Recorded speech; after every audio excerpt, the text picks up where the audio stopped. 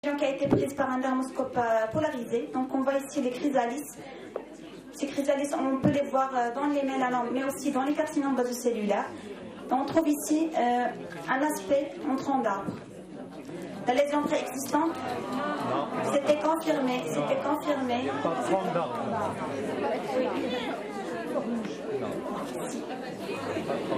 Parce qu'en matière de carcinome basocellulaire pigmenté, oui, parce qu'en matière de carcinome basocellulaire pigmenté, il faut interpréter la lésion en totalité. C'est-à-dire il faut chercher les signes en faveur d'un carcinome basocellulaire. Alors la biopsie, c'était en faveur d'un carcinome basocellulaire, effectivement. Nous aussi, on l'avait interprété comme mélanome, même en dermoscopie. Donc c'est pour montrer la difficulté des carcinomes basocellulaires pigmentés qui posent énormément un diagnostic différentiel avec le mélanome. Je vous remercie.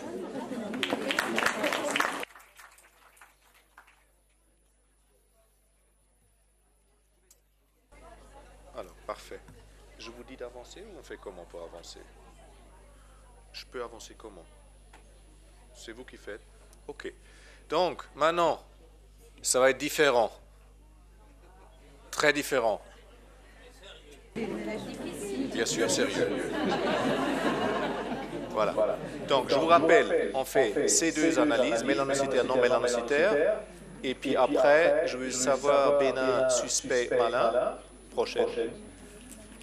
L'algorithme, vous l'avez en tête, c'est vraiment très, très, très important. Suivant. K1. Lésion. Ah, vous avez changé les fonds. Dès que vous avez collé, vous n'avez pas mis les fonds. Non, c'est pas grave. Donc, ce qu'on a, c'est cette lésion isolée, c'est un dos de 43 ans. Il y a cette lésion-là. Prochain. Plus fort grossissement, assez foncé, petit vilain canard. Le premier, c'est pour se chauffer, pour que vous ayez plus un point de plus. Hein. D'accord? Suivant. Photo dermoscopique, je vous la laisse. Vous réfléchissez. Vous avez l'algorithme en tête.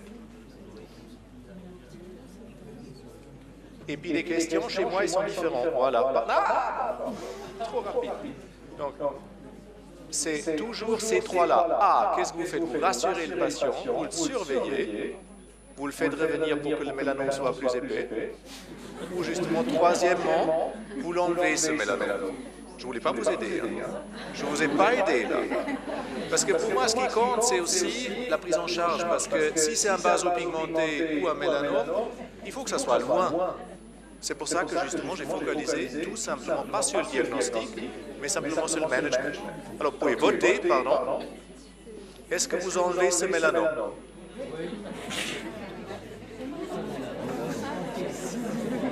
Je vous aide là, hein? Je vous aide. Donc, pensez à moi pour les évaluations, pour les feuilles d'évaluation. Hein? Pensez à moi. Ouf. Suivant. Donc, est-ce qu'on a eu un réseau pigmenté? Suivant. On revient. Le réseau, il est où? Oui.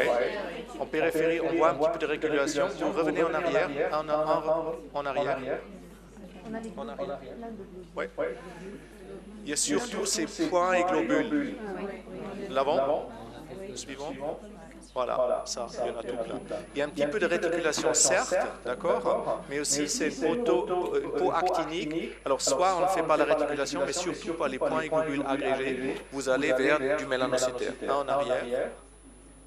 Voilà. Et à ce moment-là, vous faites la décision, est-ce que c'est un nevus, est-ce que c'est un mélanome? Suivant. Et puis, vous avez des points et des globules irréguliers, ça veut dire des distributions irrégulières, des tailles irrégulières, des couleurs inhomogènes. Vous avez quelque chose de très foncé et petit à côté de quelque chose de plus grand et clair, et c'est partout. À partir de ça, vous avez aussi là des points et des globules irréguliers, ces petits points que vous avez ici, une zone cicatricielle plus claire que la peau normale. Vous avez une tache d'encre ici, un voile blanc-bleu débutant, donc le diagnostic est celle d'un mélanome de 1,7 mm. Bien fait. Suivant. K2. On est sur le mollet d'un jeune avocat de 42 ans qui a cette nouvelle lésion-là. Suivant.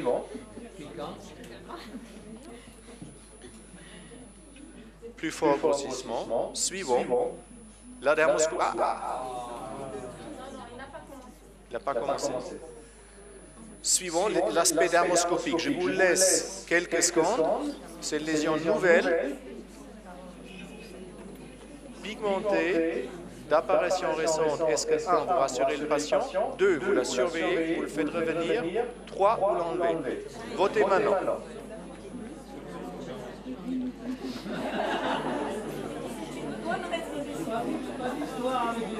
Vous avez parfaitement raison. Vous en avez déjà eu, vous?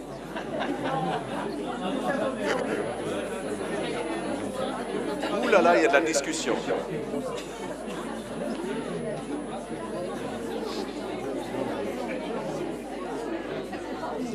Voilà. Voilà, vous l'enlevez. OK. Qui a voté surveiller? Pourquoi vous voulez le surveiller? Le diagnostic, c'est lequel? C'est quoi? OK, un Spitz. Un Spitz pigmenté chez un adulte. On enlève. La même chose chez un enfant, on peut le laisser. Moi, je ne vois pas des Spitz pigmentés chez les enfants si souvent que ça. Et puis, souvent, puisque c'est tellement facile, je les enlève aussi. Avec des Spitz, je suis vraiment très généreux pour la chirurgie. Mais c'est moi. Il y a des gens qui surveillent les Spitz chez les adultes, oui. Et là, on est dans une situation difficile parce que qui vous garantit que c'est pas, et là on revient à ce que vous avez dit tout à l'heure, des Spitz pigmentés, isolés, d'apparition rapide chez un adulte, on enlève, je sais que c'est un Spitz, je lui dis que c'est un Spitz, mais simplement je l'enlève quand même. Et je pense que vous ne pouvez pas être sûr de laisser ça histologiquement, qui a vu un Spitz sous le microscope, ça vous fait peur. Et puis souvent, même les pathologistes ne sont pas d'accord. Même s'il est symétrique comme ça, parfois le pathologiste vous répond c'est un névus dysplasique, vous envoyez chez quelqu'un d'autre, il va vous dire c'est spitzoïde. Après, vous avez encore quelqu'un d'autre avec le même aspect qui va vous dire c'est un mélanome spitzoïde. Ça veut dire même les pathologistes dans les névus de Spitz ne sont pas d'accord. Pour eux, c'est un diagnostic tellement difficile que chez un adulte, un névus de Spitz, on enlève. Bien juste. On avance. Comment est-ce qu'on a fait le diagnostic? Niveau 1, réseau, il n'y a pas eu. Globule, il n'y a pas eu. Mais des stries, des pseudopodes et un courant radiaire régulier dans toute la lésion. Alors, mélanocytaire, maintenant on décide si c'est névus ou mélanome. Suivant. On a donc, il est très foncé au centre, on ne voit pas de structure, mais on voit tous ces courants radiaires. Ici, c'est un pseudopode, là, il y a un pseudopode, là, il y a un pseudopode, là, il y a une petite raquette de tennis, Roger Federer, il habite à Zurich. Donc, raquette de tennis, courant radiaire symétrique, des stries symétriques, Reed Nevis. Ça, c'était un Nevis de Reed. Donc, les pathologistes ne peuvent pas vous dire non plus si c'est Reed ou Spitz. Parfois, c'est l'autre, c'est un chevauchement. Un Reed pigmenté chez un adulte, il faut l'enlever. Je ne le laisse pas. Cas suivant. Cas numéro 3. On est sur le décolleté d'une personne d'une septantaine d'années. Cette lésion-là, plus fort grossissement. Suivant. Voilà. Vous voyez ça. Suivant. On a ça. Je vous laisse réfléchir un petit peu. Les choix sont toujours les mêmes. 1, 2, 3, rassurer, surveiller, enlever. Maintenant, vous votez s'il vous plaît.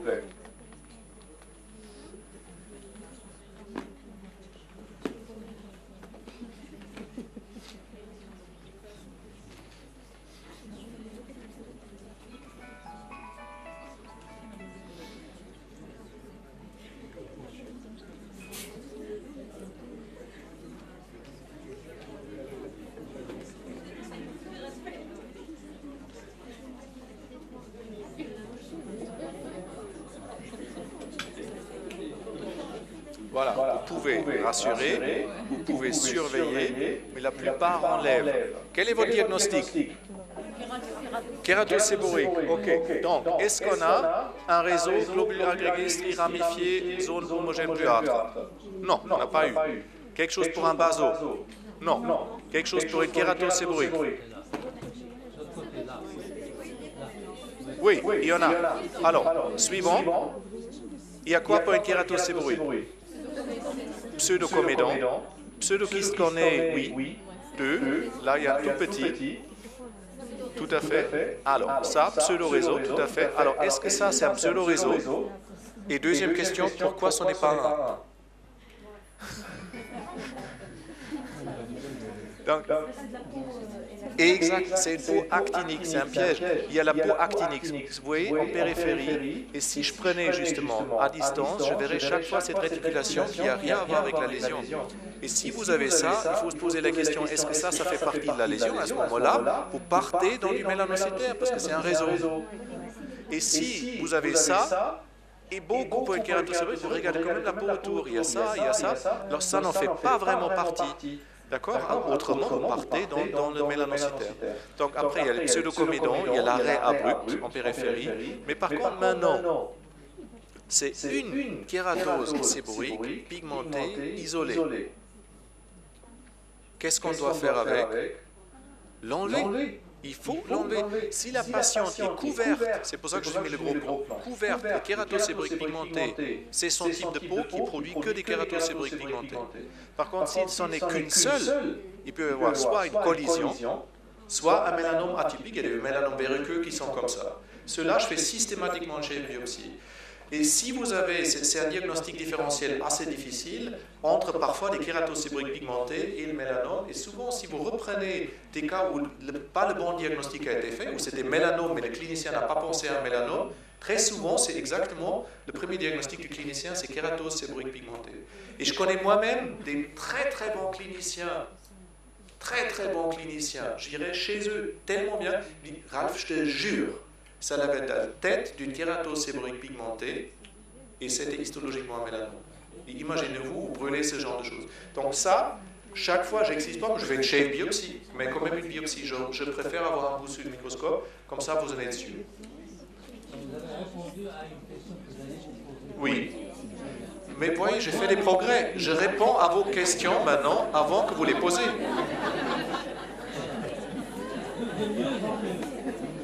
C'est juste. J'apprends, oui. Suivant. CAC numéro 4. C'est une dame d'une quarantaine, milieu de la quarantaine, 7 lésions au niveau de la joue. Plus fort grossissement. Suivant. Vous avez vous avez ça, vous ne votez pas encore. Il y est, pardon? Le plus fort grossissement. Non, écoutez, il est à Zurich. Il est à Zurich, le plus fort grossissement. On peut revenir en arrière. Ouais, on revient en arrière. Il était un peu flou, hein. Donc ça, un petit peu déprimé au centre. Peau actinique, mais milieu de la quarantaine. Suivant. Voilà, on a ça. Qu'est-ce que vous faites avec cette patiente-là? Vous la rassurez, vous la surveillez, vous l'enlevez, vous biopsiez, vous faites quoi? Je vous laisse voter. Et maintenant, il y en a beaucoup qui sont très rapides.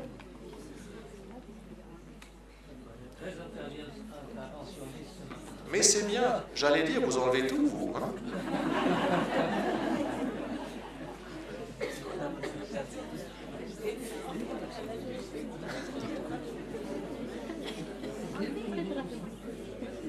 C'est un petit peu déprimé au centre, oui, tout à fait.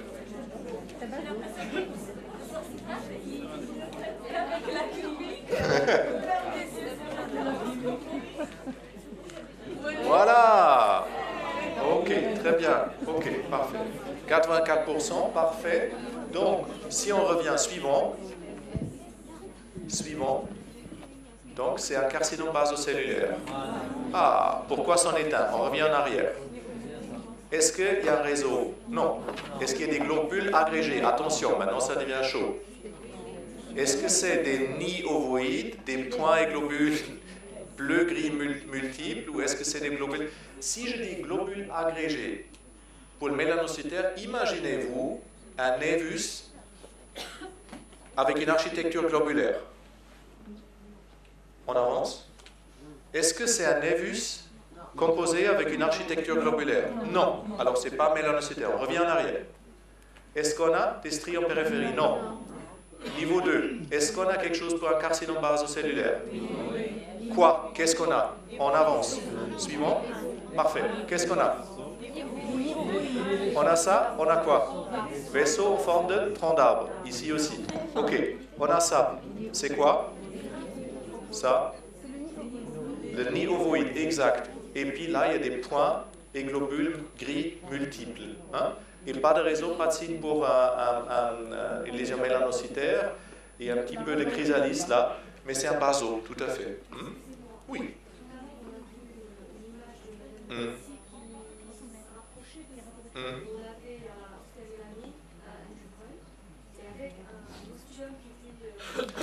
Tout à fait.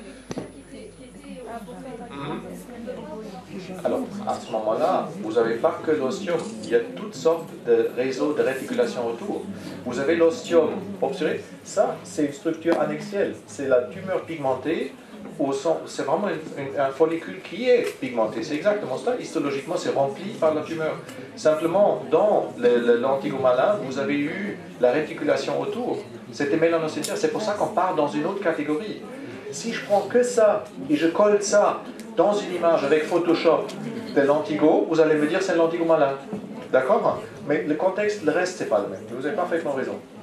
C'est pour ça que j'insiste sur l'algorithme. Suivant, s'il vous plaît. Cas numéro 5. Une patiente qui est encore heureuse. Elle a ça sur le nez. Maintenant, on va voir. Vous voulez voir s'il y a un gros plan là-dessus? Oui. Pour vous, j'en ai mis un. Non, c'était pas resté dans le bagage en main. C'est bon. Suivant. Ah, on en a un. C'est discret. Mais c'est des dermatoses zurichoises. Mais il y a une dépression. Il y a une dépression économique à Zurich actuellement.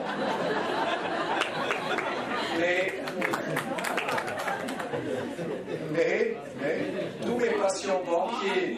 Je retraite une dépression économique en France, oui. Oui, à Zurich, tous mes patients banquiers reviennent avec leur maladie, avec leur dermatite séborrheique en ce moment. Je peux vous dire, ça, quand je vois ça, ma liste des consultations, je sais qu'il ne faut pas acheter des actions ni de dollars. Hein, je peux vous dire.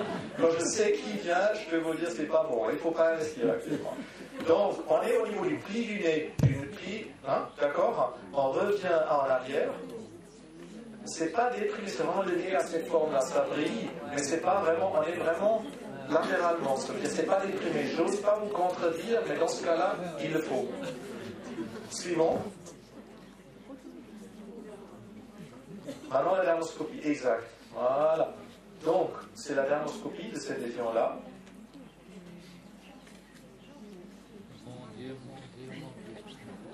Écoutez, vous avez une formation toute la matinée. J'ai tout le temps pour me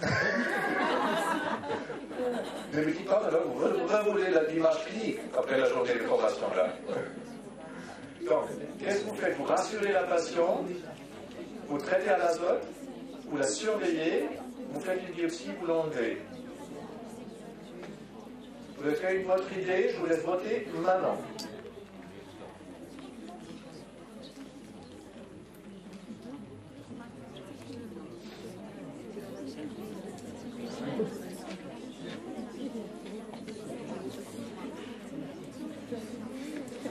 Oh, beaucoup de discussions, hein? Beaucoup de discussions, attention. Ça discute là.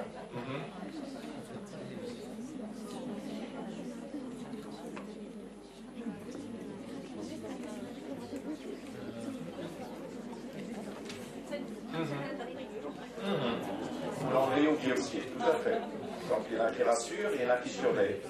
Ok, ça c'était la réponse, la bonne réponse. Et maintenant on va voir pourquoi. Il s'agit d'un lentigo malignin, mais à un stade très précoce. Et c'est pour ça que je vous ai montré les images en cercle tout à l'heure, parce que c'est vraiment, c'est pas la zone la plus foncée qu'il faut chercher. Souvent, c'est les côtés toujours de la partie lentigo. C'est pour ça que vraiment, je souhaite attirer votre attention. Donc, est-ce que la lésion est mélanocytaire, non mélanocytaire? On est sur le visage et on a ces critères-là. Ça veut dire on est dans le mélanocytaire. Suivant, on revient. Qu'est-ce qu'on a? Si vous voyez ça, vous voyez ces cercles gris. Il y a des lignes en zigzag là, vous les voyez? là, c'est l'aspect, là, il y a l'aspect rhomboïde, d'accord? Là, il y a, chaque fois ici, il y a une structure annexielle avec justement le cercle gris autour. Vous voyez ça? Un cercle gris, cercle dans le cercle, là aussi, cercle autour. Et là, vous voyez ces cercles autour ici? Parce qu'on ne regarde même pas la peau autour. Si vous regardez ici, c'est gris autour du follicule. Vous le voyez, c'est un petit cercle gris. C'est l'antivomalina, c'est le stade le plus précoce. Suivant. J'espère que j'ai mis le schéma. Voilà, ça c'est le schéma classique. Avancez, vous appuyez jusqu'à ce que tout soit là. Ça c'était publié par le groupe de Scholz, c'est la première publication. Ça c'était publié par Luc Thomas et moi dans notre atlas, c'est bon. Et ça c'est dans le Handbook of Dermoscopy. Ça c'est des schémas par rapport à la progression du lentivomalina. Ça c'était la toute première en 2000. Et celle-là était faite par Luc Thomas et moi. Si vous regardez les premiers signes, c'est cela. Vous avez un renforcement des structures périfolliculaires très discret mais grisâtre. Vous avez des cercles dans les cercles. Vous avez un aspect en bague à chaton. Vous avez de nouveau, tout se passe autour du follicule avant qu'il y a justement ces structures rhomboïdes et tout le reste. Et l'invasion, bien sûr, un jour, on va avoir l'invasion du follicule. Mais si vous respectez ça et mettez-vous ça en tête, et il faut que ça soit gris et pas brun. Et ça brille, la couleur grisâtre traduit l'invasion de l'appareil pilosébacé par les cellules tumorales. Et histologiquement, c'est exactement ça. Donc, on avance. Il doit y avoir encore. Alors, ça, vous avancez encore? Voilà. Si on cherche ces signes-là, vous avez là les cercles dans les cercles. Ici, ici, là et là. Hein? Là et là. Vous le voyez, cercle dans le cercle. Par achetant, il n'y a pas 36 000. Mais par contre, tout ça, là, vous voyez du gris autour, non symétrique, là, et tout ça, ça fait partie, là, enfin, là aussi, tout le gris autour du follicule. Il ne faut pas chercher ça, ni biopsie à cet endroit-là. Là, c'est l'aspect rhomboïde, c'est déjà la prochaine étape. Suivant, s'il vous plaît. Donc, là, on commence à avoir un aspect interfolliculaire. Donc, l'espace interfolliculaire est un petit peu atteint ici. Mais sinon, on a quasiment que les changements folliculaires. Et ça, c'est les premiers signes. C'est pour ça que je l'ai mis. Par rapport à l'aspect rhomboïde, il ne faut pas dire aussi là-bas, et dans la série de justement, dans la dernière, il parle que dans sa série, les structures rhomboïdales se voit en deuxième position après l'opération. Tout à fait. Mais la biopsie, souvent, le problème, si tu as vraiment un aspect rhomboïde que tu vas biopsier, c'est juste, mais très souvent, qu'est-ce que tu as? Quand tu diagnostiques, tu n'as qu'un petit peu d'incontinence pigmentaire et quelques mélanophages, mais pas les cellules qui permettent de poser le diagnostic. Et beaucoup de gens n'en ont pas, parce que c'est entre les follicules, tu as un petit peu d'incontinence pigmentaire avec les mélanophages, et les mélanophages donnent cet aspect-là rhomboïde. Mais tu n'as pas de cellules tumorales. Si tu fais un punch, ce qu'ils font beaucoup de gens, ils font des punches à cet endroit-là, punch de 2, parce que c'est le visage, et à ce moment-là, tu as très peu. Qu'est-ce que tu vas voir? Tu vas, écoute, là, tu vas avoir un petit peu d'incontinence pigmentaire, avec un petit peu de chance, tu vas trouver quelque chose, mais c'est bien possible que sur l'histologie, tu n'as rien. Et c'est pour ça que moi, je préfère un bon shape dans cette zone-là, où tu as pas mal, où tu as plus de modifications périfolliculaires, tu as plus de chances de choper ce diagnostic. Et ceux-là, je ne fais pas de punch, parce que tu risques de passer à côté. Et on connaît tous les cas. S'il vous plaît. Cas numéro 6, on avance. Le repas s'approche. C'est le pied. C'est pas l'angle dont je parle, hein, c'est le pied. Suivant. L'apparition, ouais, c'est là, l'apparition 6 mois à peu près. 6 mois à peu près. Donc, vous rassurez le patient, vous surveillez, on revient sur l'image clinique, s'il vous plaît, c'est bien en relief. Suivant. Il a une quarantaine, dans la quarantaine, et vous l'enlevez.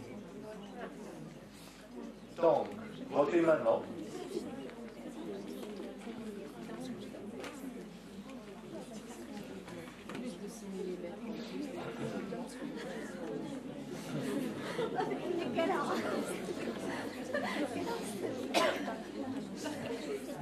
Allez, numéro 55, appuyez. Une chance sur 3.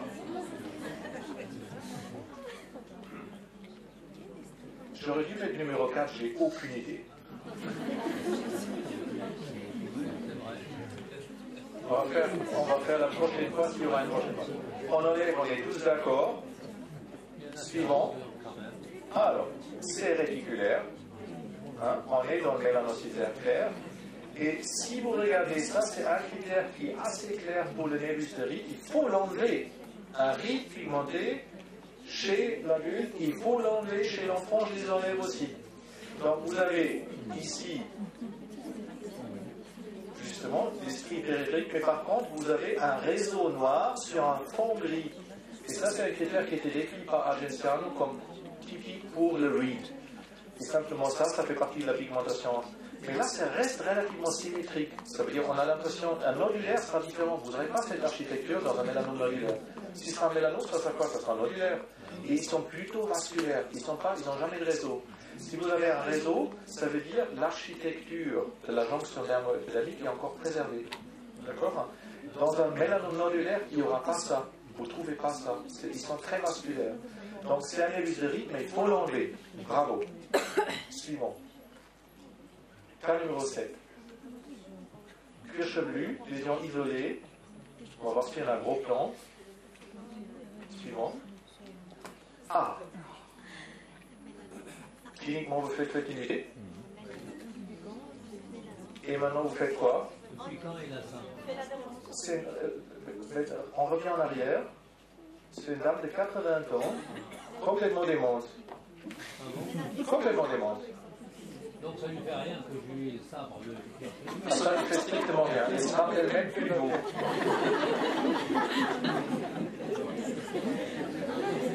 Totalement démente. Donc, on avance.